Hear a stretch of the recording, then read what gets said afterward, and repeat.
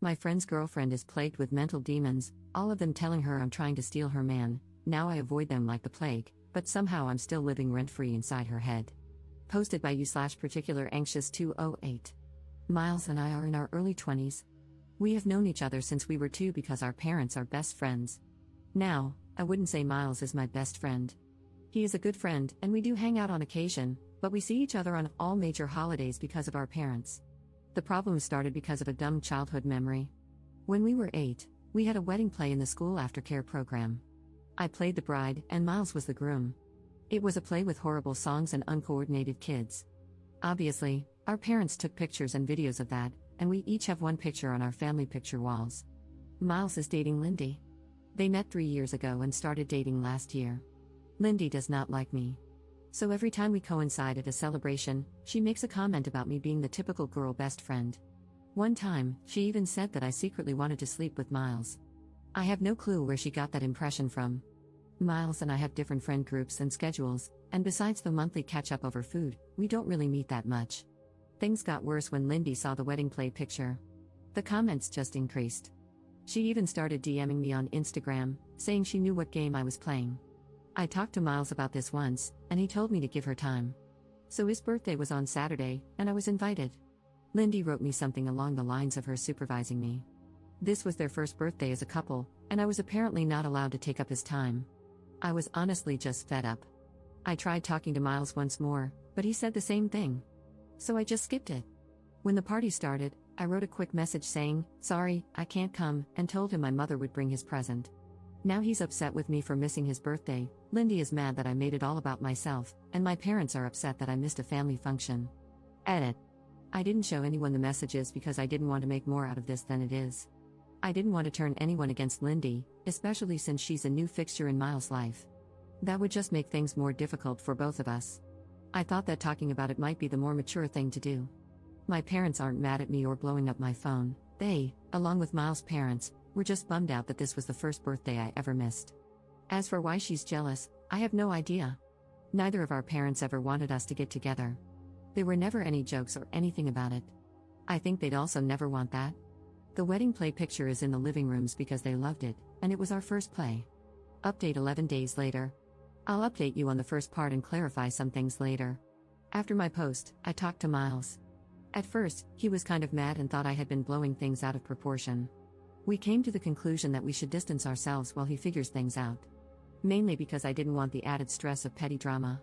Then I talked to my parents and explained to them what was going on. They were really upset by how Lindy treated me. Obviously, they weren't going to get involved, but it was nice to get that off my chest. Then, nothing else happened until Tuesday evening. Wednesday was a holiday, so some of my friends took the opportunity to go to an Irish pub to do karaoke. At some point, my best friend and I went to the bathroom to pee and touch up our makeup. Then Lindy and some of her friends walked in and kind of cornered us. It wasn't pretty. They started loudly talking about man stealing beaches and how some women were just born to be homewreckers. They talked about how pathetic it is to pretend to be a guy's friend just to sleep with him, and how pick-me girls are the worst. They kept edging us physically into the area by the hand dryers while pretending we weren't there. My best friend eventually had enough and just pushed through them, pulling me behind her. We were almost back at our table when Lindy came up behind me and pulled my hair, causing me to fall backward onto a metal footrest. It hurt so much that I started to see white. Then a girl next to Lindy poured beer on me. I can't really tell you what happened after that, but there was a scuffle, and someone dropped one of those heavy pint glasses on my head. Lindy and her friends were taken away by the police, and I was taken to the hospital. My parents were furious, as were Miles' parents. They both came to the hospital. I was severely concussed, my nose was fractured, and the worst thing is that I have a hairline fracture in my back. I stayed in the hospital until yesterday morning. Miles tried calling me several times, but my parents told him not to visit me right now. I did get an official notice stating that there's now a legal case against Lindy and one other girl for assault and public disturbance in the bar. So now I'll have to deal with all that legally. I finally talked to Miles. Long story short, those of you saying Lindy isolating him was a sign of an abusive relationship were right. He told me all the things she said to him to make him feel awful. She would freak out about anything in her life and take it out on him. She would scratch and bite him when she was mad. Our talk ended with both of us crying and apologizing. We're going to be closer again. At least we can talk about these things more openly. He broke up with her and is staying at my parents' house. So that's it for now. Second update 3 months later. I'll update immediately and go into details later. An official court date has been set for my case against Lindy. It took 2 months to get, and it's still some months away, but at least it's something. Our lawyer said that Lindy is probably not going to jail since she's a first-time offender. If she does go to jail, it would be for no more than 3 months. Most likely, she'll have to pay a fine equivalent to 100 days of her income or something like that. I've let my father handle this 100% because I don't have a head for it. There's a second lawsuit going on at the same time since I am now legally considered chronically ill. The hairline fracture wasn't a passing thing but has developed into a long-term condition. I'm in pain daily. Not every day is terrible, but not a day passes where I'm not at least at a 2 on the pain scale. As a result, I haven't been able to work. Right now, my insurance pays 75% of my former income, and my workplace covers the rest, but I will probably get fired. So, my insurance filed a claim against Lindy to cover my lost wages. I'm currently not in contact with Miles. I try to be supportive, but being disabled by his jealous ex-girlfriend has made me bitter toward him. He was a victim, but now I can't live my life, and I partly blame him for that. I'm in therapy to work through all of this and have taken up some new hobbies. I've started writing more and looking into courses or online classes. Miles' parents have been very apologetic and have supported me a lot. His mother has been a saint. She's volunteered to drive me everywhere, and we've actually become friends. We even went to see Deadpool and Wolverine together. She's a stay-at-home wife, so we have a lot of time. One of Lindy's friends reached out through my lawyer, offering to testify against her. She also sent a letter apologizing. To make a long story short, Lindy had told them that I was bullying her and that Miles had already cheated on her with me once before. So that's where things stand right now. Take care and watch your back. Third update 2 months later. Hey everyone. So, here we are again, and yeah, things have moved along, but honestly, I'm just tired. The first court date? It came and went. It was my insurance company versus Lindy, and surprise surprise, she lost. She's on the hook for most of my lost wages, which is nice, I guess. I didn't have to be there the whole time, which I was grateful for because I've had enough of this mess. As for the criminal case, well, we don't even know if we'll end up going to court for that one. My lawyer is handling it, and I've handed the reins over to my dad because, honestly, I've had it. I'm no legal expert, and after that insurance loss, Lindy's in a bad spot. Her legal team is apparently scrambling to do some serious damage control, but at this point, that's not my problem. More of Lindy's friends have crawled out of their hidey holes to give testimony. Turns out this wasn't her first rodeo. Another girl came forward with evidence of Lindy pulling similar stunts back in high school. This poor girl was just sitting next to Lindy's then boyfriend, being a normal human, and Lindy went off the rails, starting rumors and even spreading literal breadcrumbs on her table to trigger her celiac disease. Yeah, she's that kind of psycho. No one could prove it at the time, but now, with all these friends popping up, it's all coming to light. And believe me, these girls didn't have some moral epiphany, they're just terrified of getting fired or having anything negative pop up in their records. The receipts are coming out, and it's getting uglier by the day. Now, let's talk about Miles, because that's a whole other dumpster fire. I'm still not speaking to him. Turns out he's known for a while that Lindy was threatening him with bad things if he didn't cut me off and make his parents stop talking to me. And this idiot laughed it off, thinking she meant breaking up with him or something. But no, she was dead serious. She even started stalking me and one of his cousins. She made a fake profile and was sending cryptic messages to his cousin. What did Miles do? He talked her down. Yeah, that's it. She kept giving him ultimatums, and he just rolled with it. So, yeah, I'm even angrier at him now. He knew she was unhinged and didn't do a damn thing about it. He let her spiral while I got dragged through the mud. His dad finally got involved and dragged him to the police, where they filed reports about all the crap Lindy pulled. They have evidence now from the stuff with his cousin and even photos from when Lindy got physical with him. So, at least something's happening on that front, but it's too little, too late if you ask me. As for Lindy, well, she's gone radio silent. Except for TikTok, of course. My friends keep sending me her cringy videos, and it's honestly kind of disturbing. She's acting like nothing's happening, like her whole life isn't unraveling. She's got a new boyfriend now, and they're making those awful lip-sync videos together. I think she's living at his place, but who knows? Maybe her parents cut her off. Wouldn't be surprised. Oh, and the guy? Yeah, one of my friends looked him up. Let's just say he fits right into her pattern. As my grandma would say, there's a lid for every pot. On the health front, still nothing good to report. My pain hasn't improved, and I'm now waiting for a surgery appointment, which looks like it'll be early 2025. The pain is radiating to my left hip now, which is just great. I feel like that sad little dog from the Black Cauldron. But, hey, silver lining, I've made friends with a few of the nurses who work with me. One of them braids my hair, which is kind of sweet. I'm also seeing a physiotherapist regularly, mostly for massages at this point. It helps, but some days I feel like I'm just patching myself together with duct tape.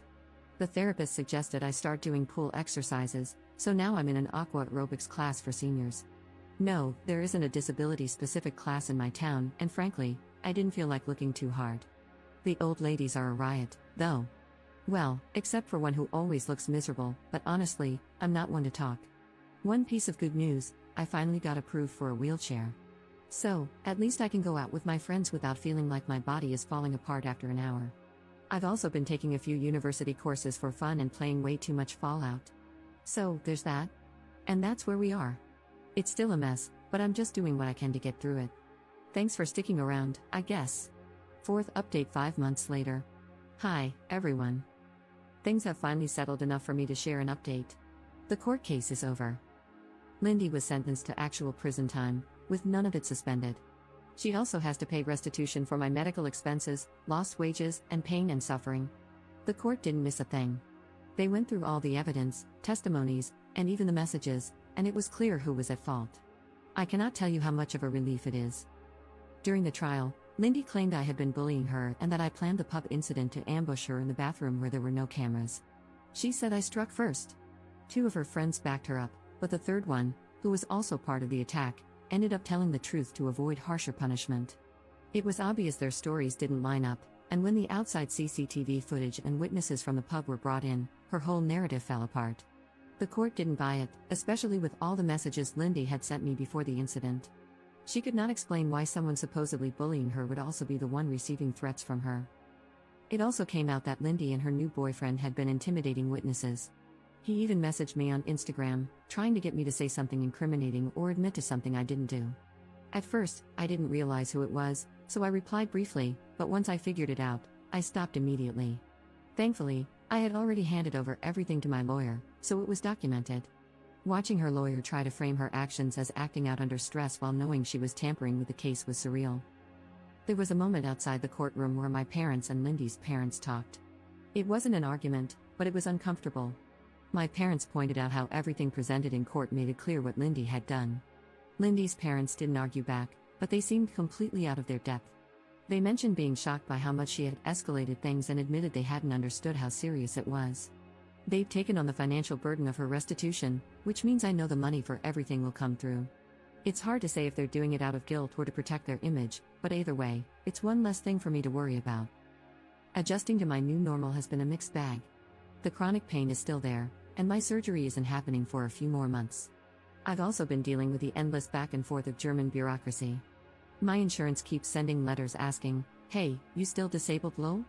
As if chronic pain and an unhealed fracture could magically fix themselves. Every time I think I'm done explaining my situation, they send me another form to fill out. It's exhausting, but my doctors have been really supportive and always help me get the paperwork sorted. Some days are harder than others, and there are moments when I feel sad about how much my life has changed. A few months ago, I was stuck in that sadness, angry all the time and constantly thinking about how unfair this all is. I think I was grieving the life I thought I would have. Now, though, I've accepted that this is my life, and even if I never fully heal, I know I'll manage. I'm not letting Lindy take up any more space in my head than she already has. I've started focusing on things that make me happy again. My friends and I started a Dungeons & Dragons campaign, and they come over to my place to play. They're so patient when I need breaks or when the pain gets bad. Through that group, I met someone. At first, I was nervous about getting close to him because I thought he might see my situation as too much to deal with, but he's been amazing. He drives me to appointments, brings me groceries once a week, and has never made me feel like a burden. I'm falling in love with him, and for the first time in a while, I feel hopeful. I've also been keeping my mind busy with courses and finally rewatched all of How I Met Your Mother. Sometimes I catch myself comparing my old life to this one, and it makes me sad, but I don't stay in that feeling as long as I used to. I've started finding a balance between moving forward and letting myself feel everything that comes with this new chapter. I've distanced myself from Miles' parents. They were wonderful to me, but I realize he needs their support now more than I do, and it should be undivided. I still don't know if I can forgive him. To this day, I haven't. Thank you to everyone who has supported me through all of this. It has been a long road, but I finally feel like I'm on the other side of it. Take care of yourselves and hold on to the people who make your life lighter. They make all the difference.